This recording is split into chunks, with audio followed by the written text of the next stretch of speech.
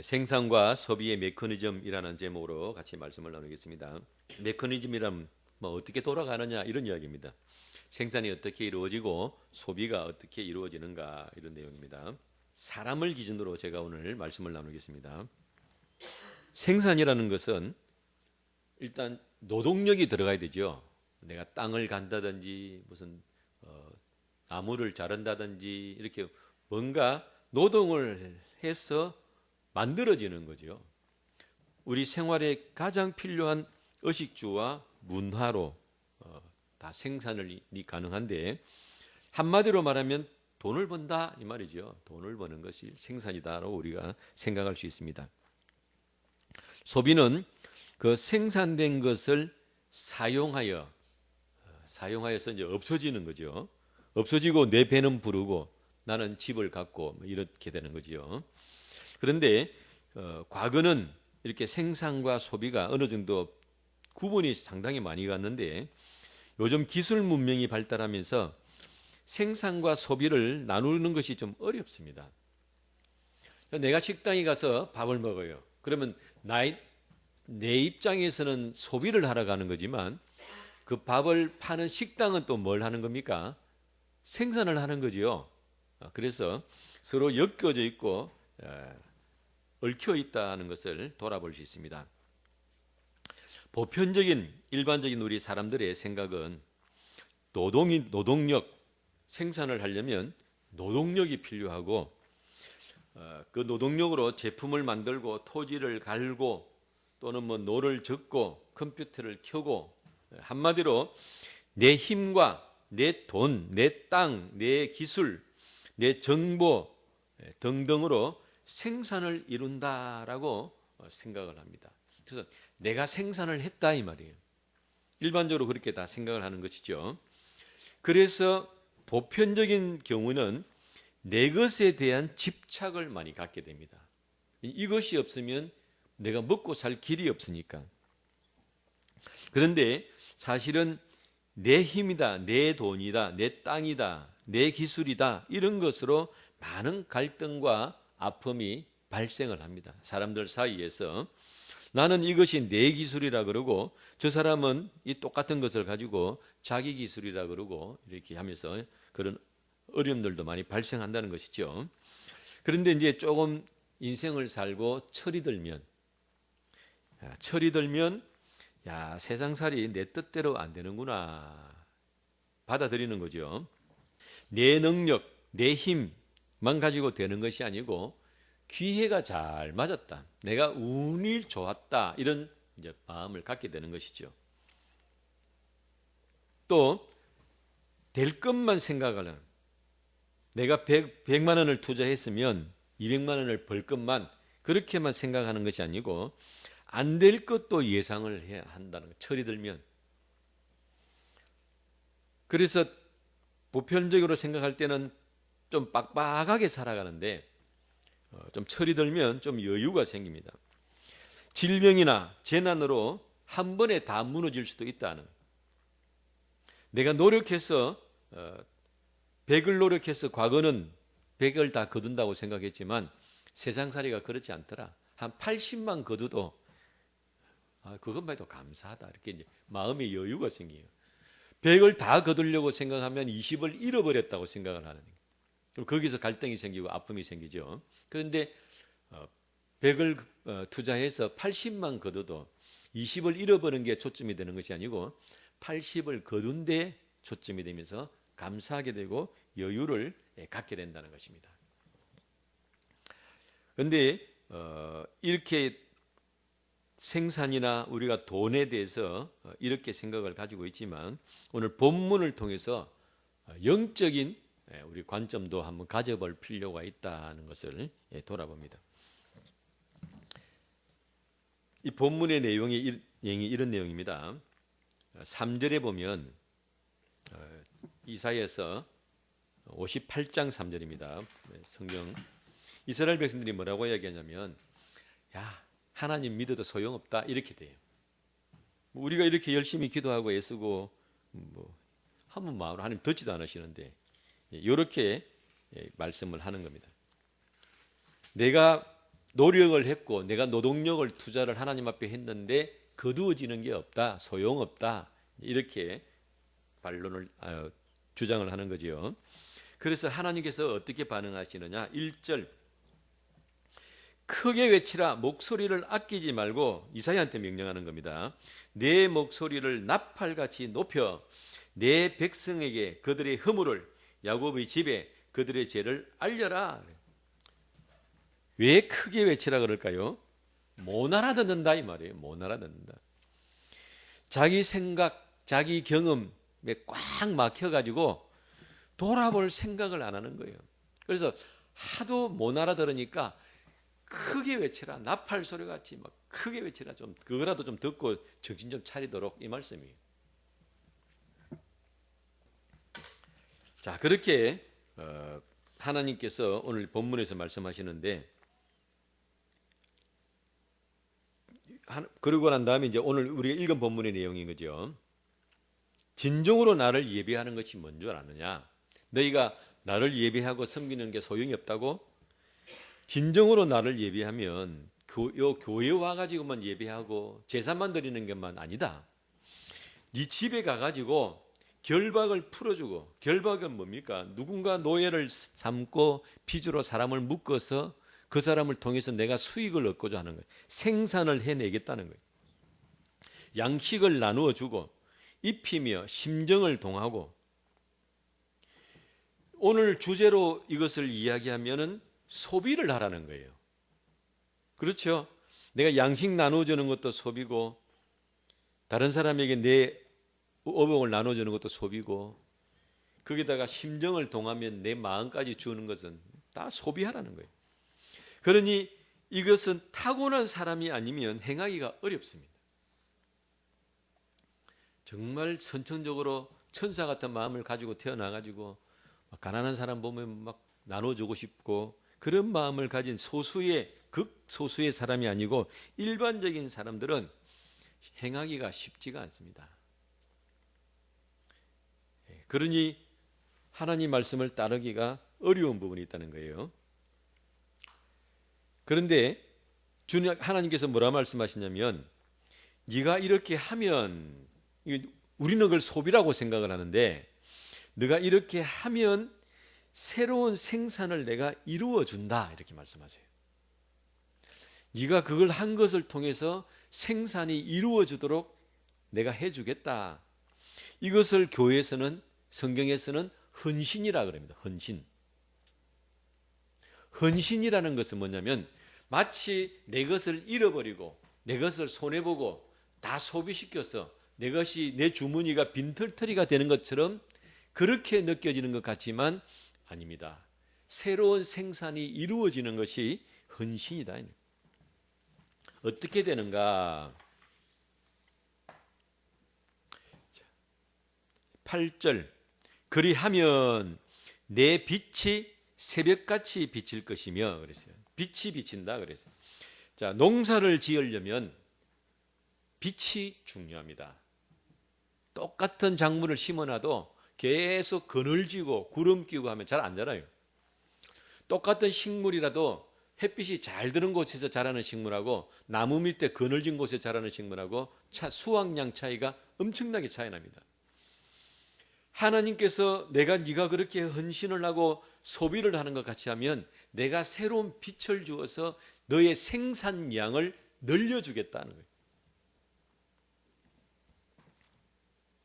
그뿐만 아닙니다.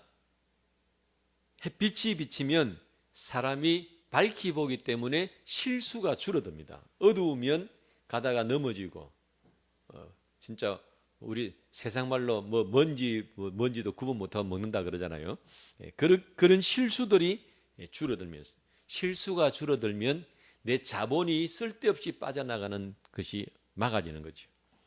그 다음에 너 치유가, 8절 너의 치유가 급속할 것이며, 치유가 급속하다는 것은 뭡니까? 노동력이 향상된다는 거예요. 내가 몸이 아파 들어 누워 있으면 생산자가 되는 것이 아니고 소비자가 됩니다. 가뜩이나 없는 형편에 벌어도 시원찮을 판에 소비를 하고 있으니 얼마나 답답하겠습니까? 그런데 치유가 급속하면 자리를 털고 일어나서 내가 생산자가 되는 거예요. 치료비가 줄어드니 그 자본을 가지고 다시 재투자해서 농기구를 사고 또 땅도 사고 씨앗도 사고 거름도 사고 다 생산을 새롭게 할 수 있는 것이지요. 그러고 난 다음에 내 공의가 너 앞을 행하고 여호와의 영광이 내 뒤에 호위한다 그랬습니다. 호위한다. 영광이 너 뒤에서 호위한다. 우리를 이걸 후광이라 그래요. 후광. 사람이 빛이 나는 거예요. 후광은 사람이 후광이 있으면 인맥이 만들어지고 길들이 열려집니다. 우리 세상살이가 자기 혼자 잘났다고 되는 게 아니에요. 사람을 잘 만나고 서로 인맥이 맺어지고 인맥이 쌓여야 그것도 재산이 되는 거죠. 그래서 후광이 나에게 형성이 되면 인맥이 만들어지는 길들이 열리면서 기술이 축적이 됩니다. 우리가 어떤 큰 사업을 이룬 사람들이요, 처음부터 그렇게 하는 게 아니에요. 처음에는 작은 창고에서부터 일을 시작했는데 인맥이 쌓이고 기술이 쌓여서 큰 기업을 이루는 겁니다. 하나님의 후광이 비추어 주신다는 거예요. 그리고 물된 동산 같다. 아예 대놓고 생산성 향상이라고 하나님이 말씀을 해주십니다. 저는 아직 경험은 해보지 않았지만 속담에 내 논에 물 들어가는 거 보는 것만큼 좋은 게 있느냐 그런 말이 있지요. 상상은 갑니다. 논밭 논에 물이 들어가야 벼가 자라는데 가물어 가지고 없으면 바짝 마름.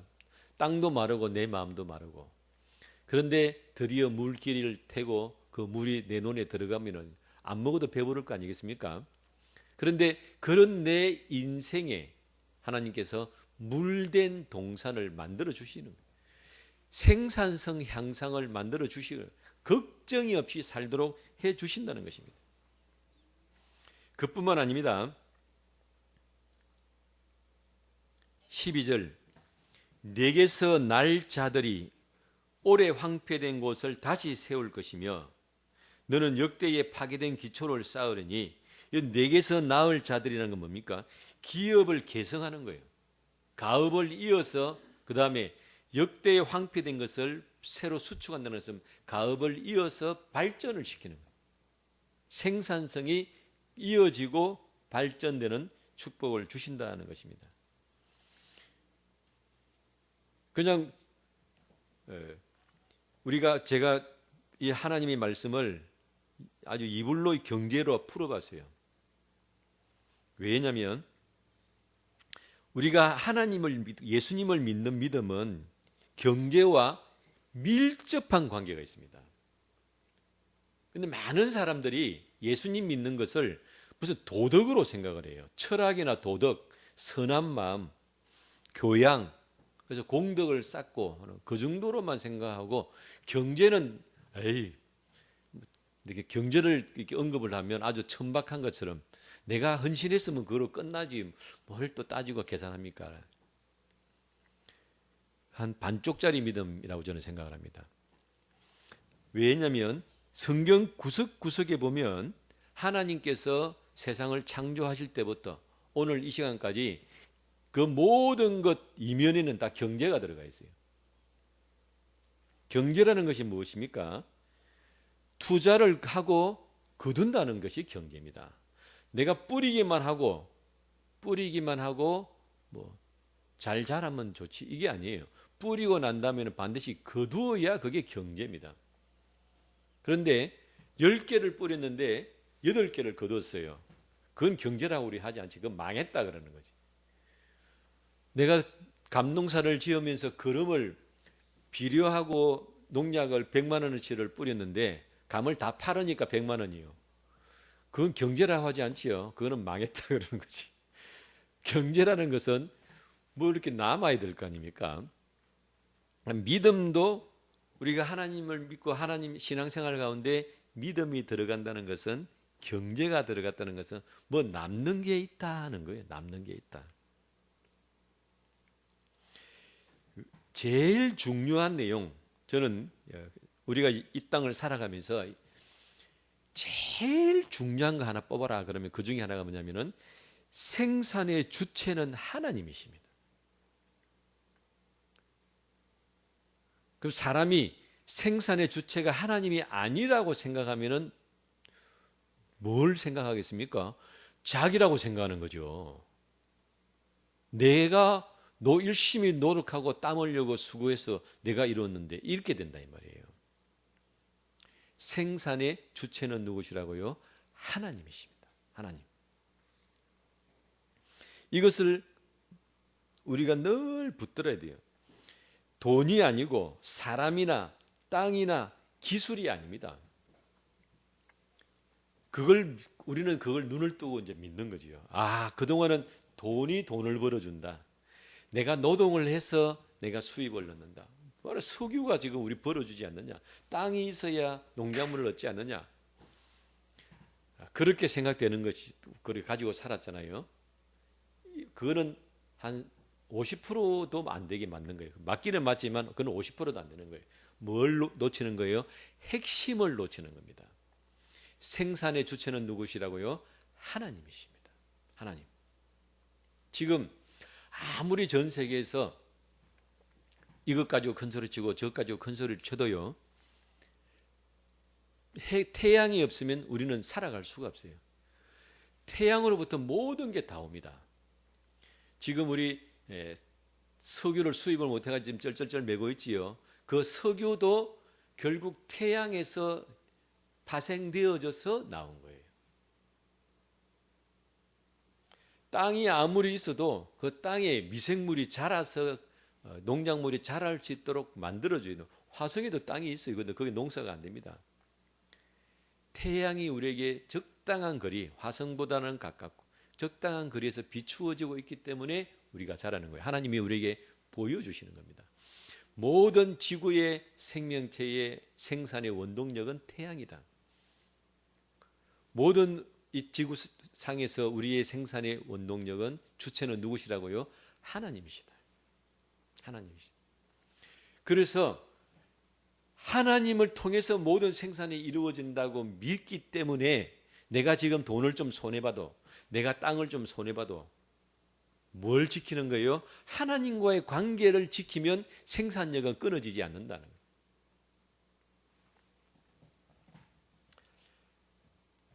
과거는 현대인들은 돈이나 사람, 땅이 기술이나 이제 이것이 생산력이라고 생각했지만 과거 사람들은 여기에 하나 더 했습니다. 그것이 뭐냐면 바로 우상숭배예요. 달이, 태양이 다 신이라고 믿고 태양이 비춰야 농사를 짓고 달이 비춰야 농작물이 잘 자라고 이런 그렇게 이제 믿었다 이 말이죠. 하나님은 창조주 하나님이시고요. 창조주라는 것은 시작하셨다는 거죠. 만드는 것을. 그 다음에 비를 주시고 기르시는 하나님이요. 현재 성경에 하나님 말씀, 예수님 말씀하셨어요. 모든 것은 하나님께서 기르신다. 그 다음에 마지막 이것을 다 마무리하실 분도 하나님이십니다. 하나님께서 이스라엘 백성들에게 십계명을 주실 때 안식일 계명을 주셨지요. 6일 동안 힘써 내 일을 하고 제 7일은 나의 안식일이니까 쉬어라.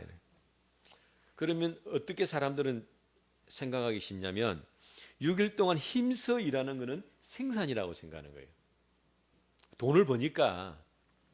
하루를 쉬면 그날은 소비하는 날로 생각을 할 수 있습니다. 월급 받는 사람이야 좋지. 어차피 월급은 정해져 있고 하니까 쉬는 거 좋아하지만 자영업하는 사람들은요, 하루 쉬면 손해라고 생각을 해요. 그래서 실제로 생계가 어려운 사람들이 주일날 못 쉬고 계속 일을 하는 경우가 있습니다. 그러나 6일은 생산하는 날이 맞아요. 그러나 제7일 안식일은 생산을 준비하는 날입니다. 안식이기도 하지만 생산을 준비하는 날이에요. 그래서 그 7일에는 그날에는 생산과 소비가 섞여 있는 날입니다. 하나님 안에는 생산도 없고 소비도 없고 섞여 있는 날입니다. 하나님이 우리를 창조하신 창조의 원리가 그렇습니다. 그래서 몸도 그렇게 반응을 해요. 일주일 내내 일을 하고 6일이라고 하루 쉬었을 때 하고 나중에 그렇게 해서 1년 지나면 누가 더 생산성이 높을까? 하루 쉰 사람이 더 높다. 일주일 내내 일한 사람보다 하루 쉰 사람이 생산성이 훨씬 더 높습니다. 여러분, 북한 사람이 일 많이 하겠습니까? 남한 사람이 일 많이 하겠습니까? 북한 사람이요, 훨씬 우리보다 일 많이 합니다. 그분들은 어디 한번 갈라 그래도요, 며칠을 걸어가야 돼요. 우리 서울에서 부산까지 가는 길이 한 일주일 걸린다는데 자기들 이야기로는.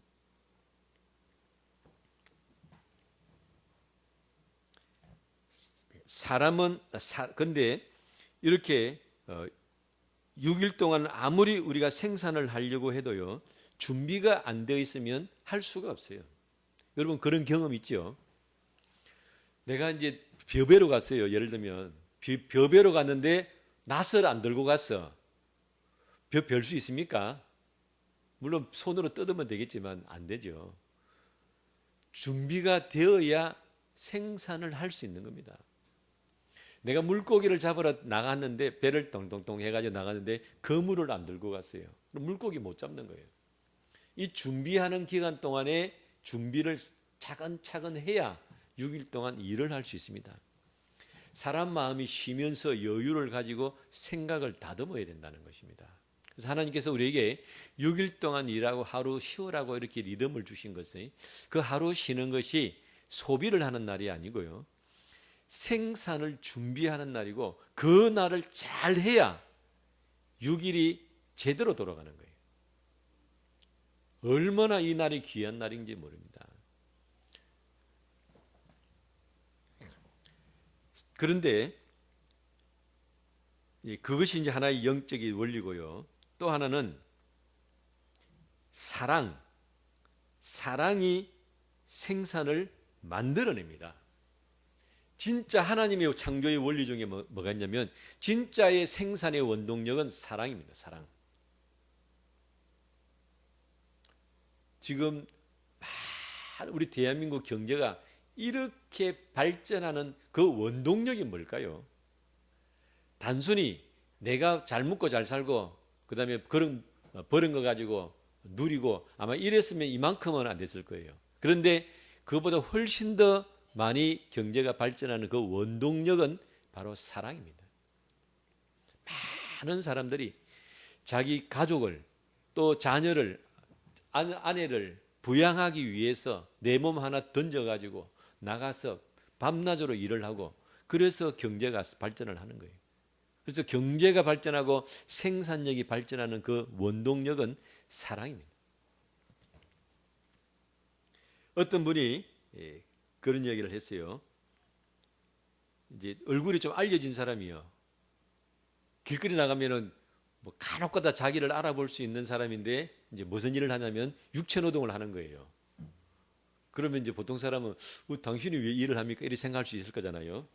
근데 본인은 뭐라고 얘기했냐면 내가 내 가족을 먹여 살려야 되는데 뭔 일을 못 하겠냐? 똥을 팔아야 도 나는 푼다. 이게 사랑이라는 거예요. 하나님의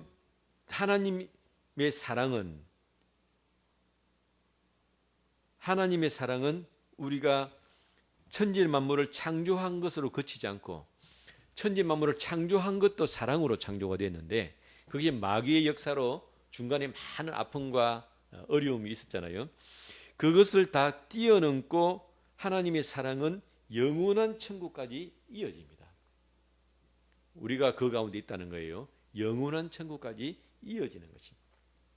그런데 그 하나님의 계획, 생산과 소비가 이루어지는 그 계획 가운데 성도의 헌신도 한 몫을 합니다. 하나님께서 지금 영원한 천국을 이루는 제2의 창조로 지금 진행하고 계시는데 그 제2의 창조는 성도도 동참을 한다 이 말이에요. 첫 번째 창조 때는 성도가 동참하지 못했습니다. 왜? 창조할 때 사람은 아예 없었고 마지막 날 창조할 때는 사람 만들면서 마지막이 되어버렸기 때문에 하나님의 창조에 사람은 동참할 수가 없었어요. 그런데 지금 제2의 창조인 영원한 천국이 만들어지는 그 과정에는 우리 성도가 동참을 합니다. 그래서 내가 성도가 하나님 앞에 사랑으로 드리는 눈물과 땀과 재능과 물질이 그냥 다 소비만, 그게 소비가 이루어지는, 소비만 되는 것이 아니고 다 하늘나라로 투자가 되어지면서 그것이 하늘나라 만들어지는 귀중한 자원이 되는 거예요. 예수님의 십자가는 우리는 돌아볼 필요가 있습니다. 예수님의 십자가는 그것을 경제로 한번 생각해 보자는 거예요. 예수님의 십자가를. 제가 아까 처음에 경제라는 것은 최소한의 투자로 최대의 효과를 얻는 거라 그랬는데 1,000만 원짜리 드론을 날려가지고 1억 원짜리 미사일을 제거할 때 그건 경제적이다고 그래요. 그런데 예수님의 십자가는 하나님이 최대한으로 투자하신 거예요. 전혀 경제적이지 않습니다. 하나님이 투자할 수 있는 가장 많은 것을 투자하신 거예요. 생산성은 어떻게 될지 몰라요. 그게 그 원인이 무엇이냐? 그게 사랑이다. 사랑. 그런 비슷한 예를 예수님께서도 예화로 드셨어요. 포도원 주인이 일꾼을 데려왔는데 저녁에 1시간만 일한 사람에게 똑같은 임금을 주었습니다. 원인이 뭘까요? 사랑이에요. 경제적이진 않지요. 1시간 일한 사람에게 하루 품삯을 주는 것은 경제적이지 않습니다. 그런데 왜 그렇게 했느냐? 심정을 동한다. 심정. 그 마지막 1시간에 온 사람에 대한 애타는 마음, 안타까운 마음, 연민의 마음, 심정을 동하는 거예요. 그래서 사랑이 경제를, 감정을 뛰어넘게 하셨다는 것을 돌아볼 수 있습니다. 예수님께서 베드로에게 나타나셨어요. 물론 이제 예수님이 베드로에게 나타나셨구나 이렇게 생각될 수도 있지만 이걸 경제로 한번 생각해 보자는 거예요. 지금 예수님께서는 부활하셨기 때문에 성천하시기 바쁩니다. 갈 길이 바쁘신 분이다 이 말이에요. 왜냐하면 그동안 이 죄로 인해서 마귀의 세력 아래 눌려서 많은 사람들이 고통을 당하고 어려움을 당하는데 그것을 이제 본격적으로 일을 처리하고 하기 위해서는 빨리 성천을 하셔야 돼요. 성천을 하셔서 성령을 보내주셔서 뭔가 이 땅에 새로운 역사를 이루는 겁니다. 그러니까 마귀하고 싸울 때 예수님이 육신으로 오셨을 때는 예수님도 마귀와 싸울 수는 없었어요. 근데 이제는 부활하시고 난 다음에는 성천하셔서 빨리 마귀를 멸해야 되기 때문에 그게 스토리상으로 보면 굉장히 바쁩니다. 한시가 바쁜 분이에요. 우리 그렇잖아요. 그냥 평범한 아버지, 어머니로 있을 때 또 회사원으로 있을 때는 그렇지만 그분이 대통령이 되면 얼마나 일정이 바쁘겠습니까? 걸음걸이 하나하나 경호원이 따라다니면서 지키는데 그 갈 길이 바쁜 분이 누구에게 찾아오셨어요? 베드로에게 오신 겁니다. 베드로 한 사람 보고 오셨어요. 그리고는 그것도 한 번만 말씀하신 것이 아니고 내 베드로야 잘 들어 내 바쁘니까 이제 빨리 말한다 하고 니 내 사랑하지 내 다 한다 열심히 해라 하고 두드려주고 가신 게 아니고 그 옆에 앉아가지고 3번이나 옆에서 물어보죠. 그 대화하는 내용에 보면 바쁜 분위기가 하나도 없어요. 그리고 난 다음에 부활 성천하시는 거예요. 전혀 경제적이지 않는데 왜 그렇게 하시느냐? 다 사랑이에요. 그래서 우리가 예수님을 믿으면서 우리가 주님을 섬기고 또 여러분이 기도로 봉사하고 오늘도 예배드리고 앉았잖아요. 예배드리러 하는 주님께 왔잖아요. 이런 모든 것들이 얼마나 내가 귀한 일을 하고 있는가라는 자부심을 가져야 돼요. 뭐 나라에서 뭐 재난지원금 얼마 준다, 뭐 동사무소에서 뭐 얼마 준다, 그거 푼돈 얼마 받아가지고 내가 그거 갖고 뭐 한 달 먹고 살, 이것보다 지금 내가 하나님께 예배드리고 기도로 중보하고 작은 것 하나도 헌신하는 것이 얼마나 내가 중요한 일을 하는가. 대한민국 경제가 이렇게 발전한 결정적인 원인이 있습니다. 그게 뭘까요? 그 외자유치예요. 아무리 많은 우리가 기술이 있고 인재가 있어도 자본이 들어오지 않으면 오늘날 이 대한민국 기술을 발전시킬 수가 없었어요. 그래서 박정희 대통령 때 외자를 유치하기 위해서 얼마나 많은 애를 썼습니까? 포항제철이 저렇게 커진 것도 일본으로부터 돈이 들어왔기 때문에, 현대가 저렇게 큰 것도 그 외국 은행에서 돈을 들여왔기 때문에 가능한 거예요. 외자 유치. 우리는 지금 돈이 없는데 밖에서 그 돈을 가지고 들어왔을 때 우리가 경제가 발전하는 거예요. 이 땅에 우리 대한민국이, 그리고 이 지구상에 이렇게 물질 문화가 발전하고 올라갈 수 있는 원인이 뭐냐? 단순히 사람들이 머리가 좋아가지고 기술을 발전시킨 게 아니라고 저는 생각을 합니다. 성도의 눈물과 성도의 헌신과 성도의 기도가 외자 유치하듯이 하늘의 복을 이 땅으로 끌어당기는 거예요. 그 하늘의 복을 이 땅으로 끌어당겨서 그 복이 넘쳐서 지금 세상 물질 문화가 발달하는 거예요. 그래서 우리가 하나님 앞에 예배드리는 것, 헌신으로 드리는 것이 얼마나 중요한 일인가. 오늘도 우리가 이렇게 주님 앞에 예배드리면서 하나님의 복을 이 땅으로 불러들여서 그 복으로 세상 사람들이 먹고 산다. 우리가 그런 영적 자부심 정도는 가져야 됩니다. 왜? 하나님이 우리를 왕 같은 제사장이라고 말씀하셨습니다. 성도는 왕의 수준으로, 리더의 수준으로, 최첨단을 달리는 수준으로 우리를 양육하신다 그랬는데, 그것이 그 중에 하나가 바로 하늘나라의 복을 이 땅으로 가져와서 그 복으로 세상이 사는 거예요. 그러니 오늘도 내가 주님을 향해서 헌신과 섬김과 구제를 하는 것이 얼마나 귀한 일을 하는 것인가. 이것이야말로 진정한 생산이다. 소비가 아니고 생산이다는 것을 돌아보며 우리의 믿음의 기쁨과 용기와 자부심을 가지고 왕 같은 제사장으로서의 당당함으로 승리하시는 귀한 삶을 사시기를 주님 이름으로 축원합니다. 기도하겠습니다. 거룩하신 아버지 하나님, 귀한 은혜에 감사합니다. 하나님을 예배하며 섬길 때에 아무런 열매가 없다고 이스라엘 백성들이 불평하고 주저앉았지만, 너희가 진정으로 예배하면, 올바르게 예배하면 그것이 오히려 너의 삶 속에 생산을 이루어낸다는 것을 주님께서 알려주셨습니다. 우리가 이 땅에서 세상의 것으로 우리가 더불어 얻어먹고 사는 사람들이 아니고, 우리가 성도가 하나님을 바르게 섬김으로 그 하늘복이 부어져서 오히려 세상 사람들이 누리고 사는 것을 우리가 돌아보았습니다. 우리 이런 영적 자부심과 담대함과 기쁨으로 오늘도 당당하게 나아가는 저희들 되기를 기도하며, 세상의 풍파와 세상의 것에 흔들리지 아니하고 믿음의 우리가 줏대를 붙들고 당당히 서서 나아가는 저희가 되기를 기도합니다.